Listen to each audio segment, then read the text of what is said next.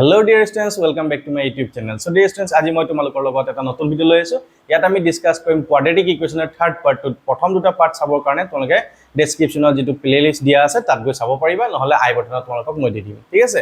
So আজি আমি third পাৰ্টটো মিন্স ইয়াত আমি ডিসকাস কৰিম কমপ্লিটিং দ্য স্কয়াৰ বা আমি বৰ্গ সম্পূৰ্ণ পদ্ধতিৰ ওপৰত। ওকে, সো কোৱেশ্চনটা মই লৈ লৈছো চাবা তোমালোকে 3x² - 5x + 2 = 0।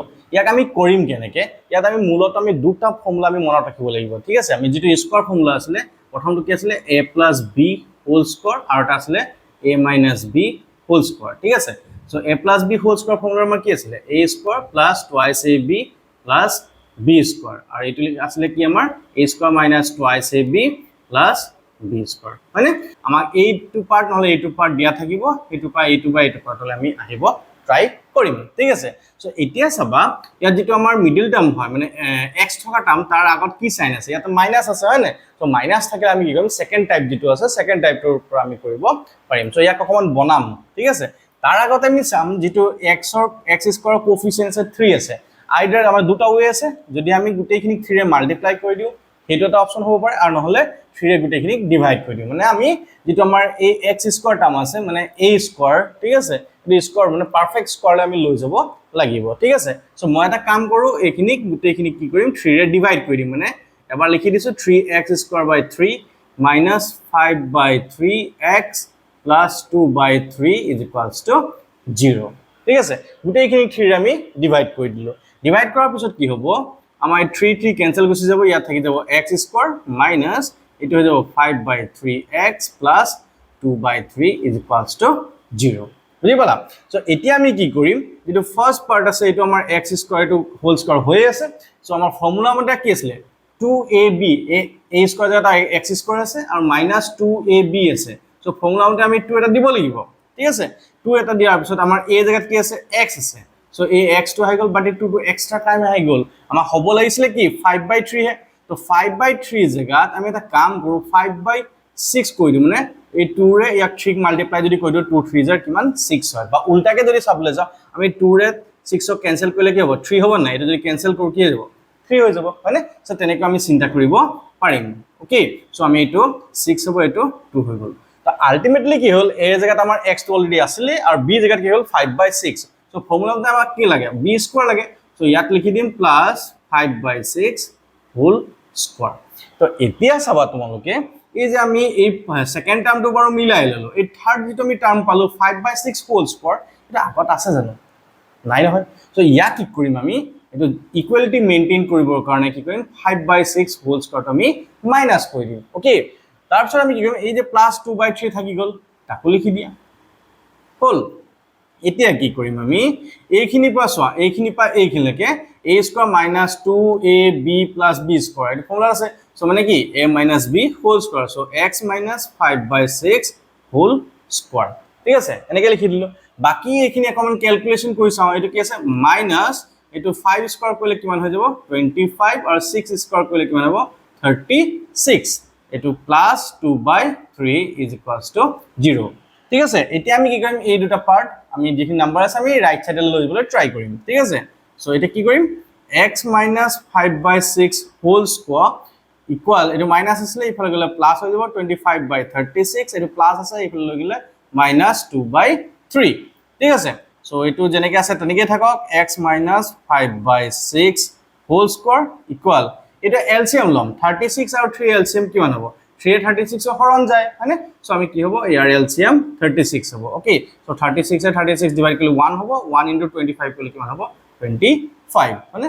মাইনাস 3 ৰে 36 ৰ ডিভাইড কৰিলে কিমান বাৰ যাব 12 টাইমছ হয়নে। 12 ৰ লগত যদি আমি 2 মাল্টিপ্লাই কৰো কিমান হ'ব 24। সো ইয়াক যদি আমি ক্যালকুলেশন কৰো 25 - 24 কৰিলে আমাৰ 1 হ'ব ডিভাইডেড বাই 36। সো এই 36 টু 36 নিলিখি মই এটা কাম কৰো ইয়াক 1/6 হোল স্কয়ার বুলি কৈ দিও। ঠিক আছে, এই ফল আমি x - 5/6 হোল স্কয়ার বুলি লিখিছো। ঠিক আছে, সো এতিয়া কি কৰিম দুইফালে আমি স্কয়াৰ আছে স্কয়াৰখিনি উঠাই দিম।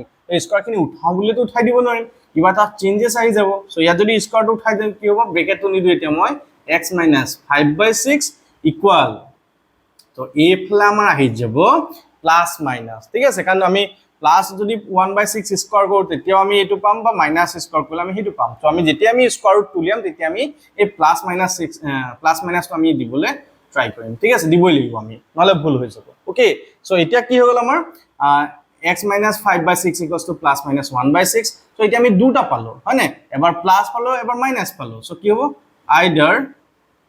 either x minus 5/6 equals to plus 1/6 হ'ব পাৰে নহলে মাইনাস হ'ব পাৰে প্ৰথমে এটো সলভ কৰি লওঁ ঠিক আছে সো কি হ'ব x equals to minus 5/6 right side গুছি গলে plus 5/6 plus এটো 1/6 add কৰিলে কি হ'ব এটা LCM 6 5 plus 1 that is 6/6 কথাটি কইলে কিমান হ'ব 1 হৈ গল হয়নে আকৌ আমাৰ or এইটো আসলে আমাৰ এটা অকমানে এইফালে লিখি দিও x minus 5/6 equals to minus 1/6 so solve কৰিলে কি হ'ব x minus আছে এইফালে গলে প্লাস হৈ যাব 5/6 minus 1/6 okay LCM লৈ লও এটো 6 এটো 5 minus 1 5 minus 1 হলে কিমান হ'ব 4/6 ক্যান্সেল হলে 2 হ'ব এটো 3 হ'ব তো ইয়াত কি হ'ব 2/3 সো আমি x এর জায়গাতে এবাৰ পালো 1 আৰু x এৰ জায়গাতে এবাৰ পালো 2/3 so I hope বুজি পাইছা so dear students আৰু এটা কোৱেশ্চন মই লৈ আহিছো এই কোৱেশ্চনটো সবা কি দিয়া আছে 2x²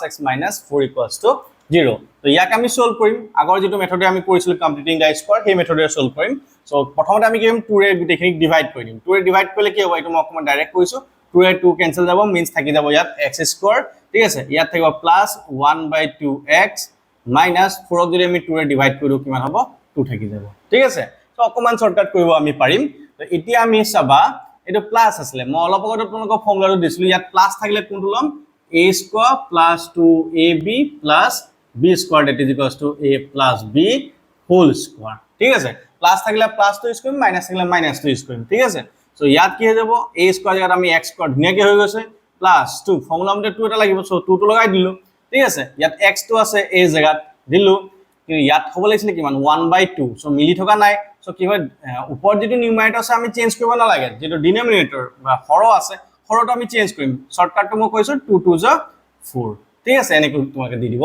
পাৰা ইয়াত কেনসেল কৰি চাবা 2 2 * 4 হৈ যাব নহয় জানো সো এনেকৈ কেনসেল কৰি আমি এটো মিলাই দিব পাৰিম তো আমি ফৰ্মুলা মতে আকৌ কি আছিল এটো b নহয় জানো তো b square means 1/4 whole square তো এতিয়া চাবা তোমালোকে এই ফার্স্ট টার্মটো মিলি গল সেকেন্ড টার্ম মিলি গল থার্ড টার্ম 1/4 হোল স্কয়ার আছে তো ইয়াত তো আমাৰ 1/4 হোল স্কয়াৰটো নাই তাৰ কাৰণে আমি কি কৰিম ইয়াত প্লাস কৰিলো হেকানে এবাৰ কি কৰিব লাগিব মাইনাস কৰিব লাগিব যাতে ইকুয়ালিটিটো ধুনিয়াকে মেইনটেইন হৈ থাকে সো -2 = 0 -2 এইটোই নহয় জানো সো এতিয়া চাবা তোমালোকে এইখিনি পৰা এইখিলৈকে আমাৰ কি হৈ গল a² + 2ab + b² হৈ গল means a + b whole square means x + 1/4 whole square হৈ গল ঠিক আছে সো মাইনাস এটো 1/4 whole square সো 1 square কৰিলে তো 1 এ হ'ব আর 4 স্কয়ার করলে কি হয়ে যাব 16 ঠিক আছে -2 = 0 হ'ব সো এটো জেনেকে আছে তেনেকে পাই দিও x + 1/4 হোল স্কয়ার এটো আমাৰ মাইনাস আছে মাইনাস তো ইকুয়াল সাইন ইফাল লৈ গলে প্লাস হৈ যাব